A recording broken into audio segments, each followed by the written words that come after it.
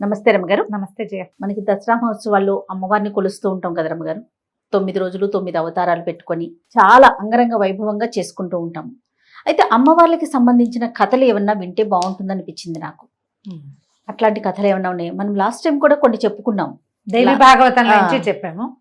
అంటే మనకి ఏటా దేవి భాగవతపు కథలు అవే వస్తూ ఉంటాయి జయ. దేవి భాగవతంలో ఉన్న ఇంకా కొన్ని కథలను ఏదైనా చెప్పుకుందాం. పూర్వమట దేవవ్రతుడు అని ఒక బ్రాహ్మణుడు ఉండేవాడు. నైమిసారణ్యంలో ఉండేవాడు. సంతానం కలగలేదట ఆయనకి. సంతానం కలగపోయేసరికల్లా ఆయన బాగా ఆలోచించి పుత్రకామేష్టి లాంటి ఒక యాగాన్ని చేయబోయాడు. సంతానం కలిగించే యాగం. దీనికి చాలా పెద్ద స్కేల్లోనే ప్లాన్ చేసుకున్నాడు ఆయన. చేసుకుని ఏం చేశాడు, తమసా నదీ తీరంలో హోమం మొదలు పెట్టుకున్నాడు, యజ్ఞం. ఈ యజ్ఞానికి అంటే ఇప్పుడు యజ్ఞానికి ఏంటంటే ఒక నలుగురు ముఖ్యంగా కావాలి. బ్రహ్మ, అధ్వర్యుడు, హోత, ఉద్గాత అని. ఈ నలుగురు కాకుండా ఈయన ఉంటాడు. అయితే ఈ హోత ఉద్గాతలుగా, హోతగా ఏమో బృహస్పతిని, ఉద్గాతగా గోబిలుడు అనే ఒక మహా పండితుడిని ఒక ఆయన్ని పెట్టుకున్నారు. ఇద్దరు మొత్తం నలుగురు కలిసి ఈయన కూడా కలిసి చక్కగా చేస్తున్నారు. ఈ హోత ఉద్గాత అయిన, హోత అంటే వేసేవారు, ఉద్గాత అంటే సామగానం చేసేవారు, ఆ మంత్రాన్ని గానం చేసేవారు అనమాట. దేవతల ప్రీత్యర్థం చేస్తారు ఇలాంటి హోమం. ఎప్పుడైనా సరే యజ్ఞాలంటే దేవతా ప్రీత్యర్థం చేసేది. అప్పుడు ఈ మధ్యలో ఈ దాంట్లో సామగానం చేయటానికి ఈయన పెట్టుకున్నాడు. గోబిలుడు చాలా గొప్ప పండితుడు, అద్భుతమైన కంఠస్వరం అయింది. మధ్యలో సామగానం చేస్తున్నాడు. దేవతలందరూ పరివేష్టించి ఉన్నారు, కూర్చునున్నారో ప్రత్యక్షంగా ఆకాశంలో వింటున్నారో. ఆయన సామగానం చేస్తుంటే ఎంత బాగుందోట.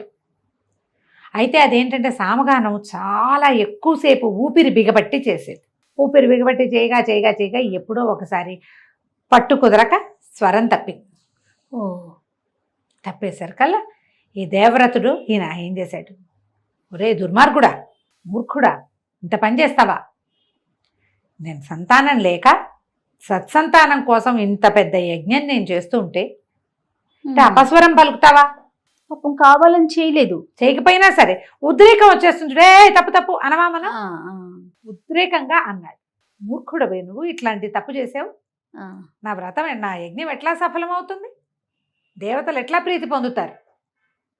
సర్వనాశనం చేసేలాగా ఉన్నావే నువ్వు అన్నాడు. అనేసరికి ఒక్క తప్పు పడేసరికి ఆయన ఆగిపోయాడు. ఆయన కంటిన్యూ చేయలే. గోబిలుడు ఆగాడు. ఆగి ఎప్పుడైతే ఇట్లా దూషించబడ్డాడో ఆయన తిరగబడిపోయాడు. ఎవరెవరా, నన్ను మూర్ఖుడంటావా? ఇంతసేపు చేశాను, ఒక్క అపస్వరం మానవ సహజమైంది రాదా? అంత మాత్రాన ఇంత మాట అంటావా? నన్ను మూర్ఖుడు అన్నావు కాబట్టి నీకు మూర్ఖుడైన కుమారుడు పుడతాడు, పో. ఈయన తెప్పించేశాడు.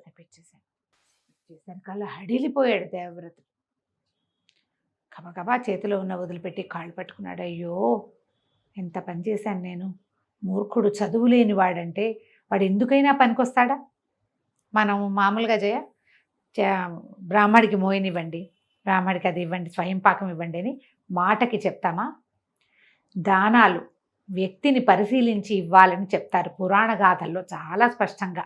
అది ఎవరైనా సరే పాత్రత ఉన్నవాడు, అర్హత ఉన్నవాడు, విద్య కలిగిన వాడు, పండితుడైన వాడు, శాస్త్రం చదువుకున్నవాడు, వాళ్ళకే ఇవ్వాలి. బ్రాహ్మడు అని ఇవ్వకూడదు. ఇవన్నీ లక్షణాలు ఉండాలి.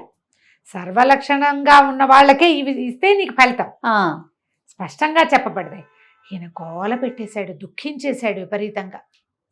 అయ్యో, కనీసం దద్దినపు భోక్తకి కూడా పనికిరాడు కదా, పితృయజ్ఞంలో కూడా పనికిరాడు, మూర్ఖుడైన వాడు, చదువు లేనివాడు, ఎక్కడా పనికిరాడు.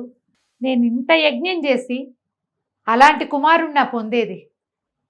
అయ్యో, నేను ఇంత పొరపాటు చేశాను, ఎంత మాట అన్నాను, ఎంత మాట అనిపించుకున్నాను అని తెగ దుఃఖించాడు. మిగిలిన వాళ్ళంతా ఏమీ చేయలేకపోయారు. గృహస్థి ఇంత మాట అనేశాడు, ఆయన తిరగబడిపోయాడు. ఎవరు ఏం సహాయం చేయలేదు. ఎవరు శాపం పెట్టారో వాళ్ళు మరల్చగలరు. ఇక గోబిలుడి కాళ్ళు పట్టుకుని విపరీతంగా యజ్ఞం ఆగిపోయింది. ఈ దేవవ్రతుడు ఏడ్చేస్తున్నాడు.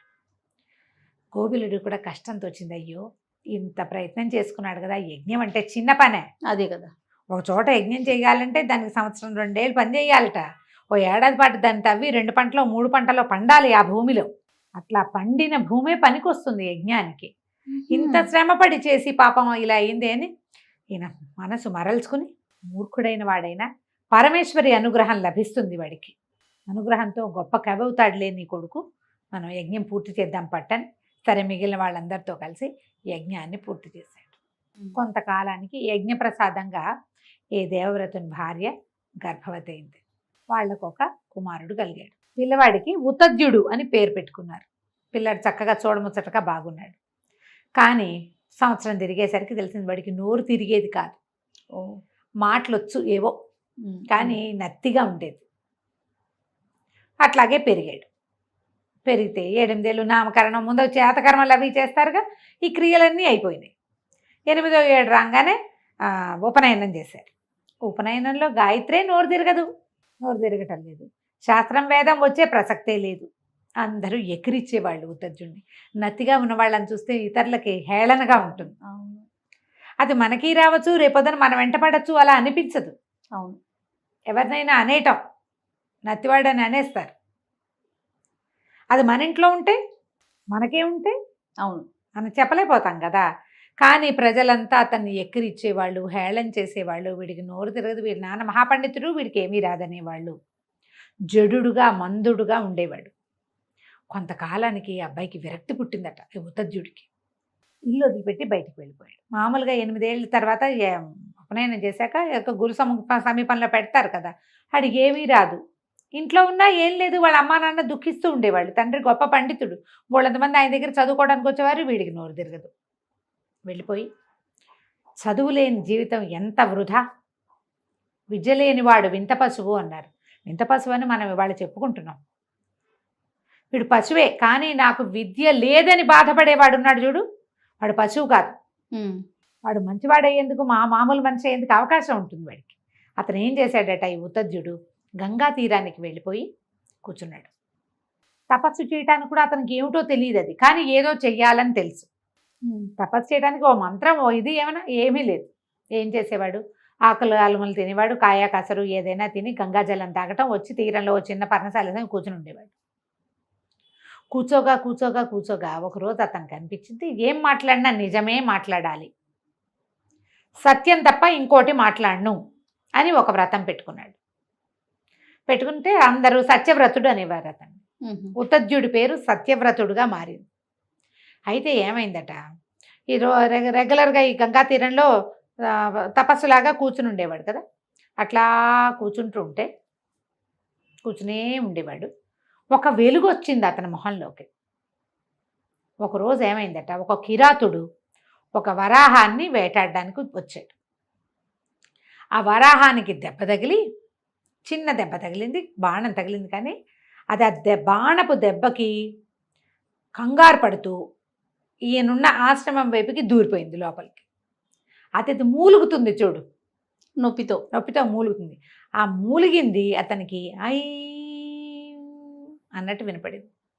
వాగ్బీజం అంటారు దాన్ని. ఇతనికి నోరు మామూలుగా తిరగదు.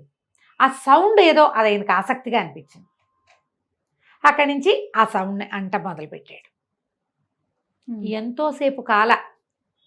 కానీ ఇతను నిత్యము ఒక నియమంతో పనిచేసేవాడు. అదే కదా చెప్పుకున్నా. అవునవును.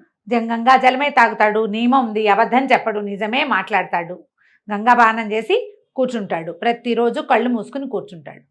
స్థిరత ఉంది అతనికి, కూర్చునేది ఉంది గుణం. కొన్నిసార్లు అనేసరికల్లా ఆ దారిని వెళ్తోందట పరమేశ్వరి. ఐంబీజం వినపడుతోందని తన వైపుకు తిరిగి చేయి చూపించి వెళ్ళిపోయింది. బీజానికి ఆకర్షితురాలైంది, ఐంబీజానికి. వాగ్బీజానికి, వాగ్భవ బీజం అనేసరికల్లా శబ్దానికి ఆవిడ మనం ఏం చెప్తాం జయ, మామూలుగా మనం మంత్రం ఎట్లా మంత్రం సరిగ్గా ఎవరు చెప్పాలో వాళ్ళు చెప్పాలి, ఎవరికి చెప్పాలో వాళ్ళు చెప్పాలి. ఇక్కడ ఎవరు చెప్పారు, ఎవరు చెప్పల, అతనికి అందింది. ఆ రూపంలో, వరాహ రూపంలో అందింది అతనికి. భగవంతుడు అక్కడ ఏర్పాటు చేశాడు అతని కోసం. ఆ లోపల కలిగిన ఆ ప్రచోదనానికి అతను అది పట్టుకున్నాడు. పట్టుకున్నవాడు చేసుకుంటున్నాడు. ఇంతకాలం అతను నియమంగా ఉన్నాడు చూడు. అవును, అది అతనికి ప్లస్ అయింది. అక్కడి నుంచి కిరాతుడు లోపలికి వచ్చాడు. లోపలికి వచ్చేసరికల్లా కూర్చుని ఉన్నాడుగా 14-15 సంవత్సరాలు వాడు. అంతే, చిన్నపిల్లాడప్పుడే వచ్చేసాడు కదా. ఇక్కడ అయ్యోరా, ఇటు ఒక 10 ఏళ్ళని చూసావా అని అడిగాడు. ఇప్పుడు ఈయన పంది ఉంది వెళ్ళింది అని చెప్పాలి. నిజం కదా చెప్పాలి. సత్యవ్రతుడు కదా, నిజం చెప్పాలి. నిజం చెప్తే పందిని వీడు చంపేస్తాడు. పంది మరణానికి నేను కారణం అవ్వచ్చా? అవ్వకూడదు. ఆలోచన మారింది చూడు. అంతకుముందు అతనికి ఏం చెయ్యాలో తెలిసేది కాదు. ఇప్పుడు ఏం తెలిసింది? ఒక పంది ఇటు వెళ్ళింది, వీడికి నిజం చెప్పాలి, అది చెప్తే అది మరణిస్తుంది, చెప్పకపోతే అబద్ధం చెప్పినట్టు అవుతుంది, వ్రతం పోతుంది. ఈయన ఒక శ్లోకం చెప్పాడు. నాకు స్తోత్రాలు గుర్తున్నట్టుగా శ్లోకాలు గుర్తుండు, ఇలాంటి మామూలు వ్యవహారాలు గుర్తుండు. అమ్మవారి స్తోత్రాలు శ్లోకాలు అయితే 2 సార్లు చదివితే వచ్చేస్తుంది. ఆ శ్లోకం ఏం చెప్పాడంటే, ఎందుకురా మళ్ళీ మళ్ళీ అడుగుతావు? ఏది చూస్తుందో అది మాట్లాడలేదు, ఏది మాట్లాడగలదో అది చూడలేదు. నీ సొంత పని కోసం నన్ను అడుగుతాను, నన్ను అడక్క వెళ్ళిపోమన్నాడు. ఎంత బాగా చెప్పాడు రమ్మగారు. యోపశ్యతి నసాబ్రూతే అంటే ఏది చూస్తుందో అది మాట్లాడలేదు. యోబ్రూతే నపశ్యతి. ఇప్పుడు ఏది మాట్లాడుతుందో నోరు అది చూడలేదు కదా. కన్ను చూస్తుంది, కానీ కన్ను ఏం చెప్తుంది? బ్రెయిన్కి చెప్పించి ఆ చెప్పిన దాంతో నోటితోటి మాట్లాడిస్తుంది. ఈ మాట్లాడేది చూడలేదు కదా. ఎస్ అనగానే వాడికి అర్థమైంది, మాట్లాడకుండా వెళ్ళిపోయాడు. ఈయనకి అమ్మవారి ఇచ్చిన అనుగ్రహం అంటే మహాకవివి కమ్మని అనుగ్రహం ఇచ్చింది. ఆ తర్వాత కాలంలో సత్యవ్రతుడు మహాపండితుడయ్యాడు. కృతయుగం నాటి కథ ఇది, దేవి భాగవతంలో. మహాపండితుడయ్యాడు, మహాకవిగా పేరు తెచ్చుకున్నాడు, ప్రపంచమంతా గుర్తింపబడింది. వాగ్బీజము ఇంత పనిచేస్తుంది. సరస్వతి అనుగ్రహం లభిస్తుంది వాగ్బీజం. అందుకని మన వాళ్ళు ఏం చేస్తారు చూడు, చిన్నప్పుడే శుక్లాంబరదంతో పాటు మనకి ఏం శ్లోకం, 2వ శ్లోకం సరస్వతి నమస్తుభ్యం నేర్పిస్తాం. అవును, సరస్వతిని ప్రార్థించాలి, ఆమెను పూజిస్తే చదువు విద్య వస్తుంది. ఇప్పుడు చదువు లేకపోవటం ఒక సమస్య అయితే, చదువు లేదు నాకు, నేను సరిగ్గా లేను అని తెలుసుకోవటం చాలా పెద్ద విషయం. అవును, ఈయన తెలుసుకున్నాడు కాబట్టి ఇతనికి పరమేశ్వరి అనుగ్రహము ఈ రకంగా ఈ వాగ్బీజం రూపంలో అతనికి దొరికింది. ఎంత బాగుందో రమ్మగారు, చాలా అద్భుతంగా ఉంది. నమస్తే. నమస్తే.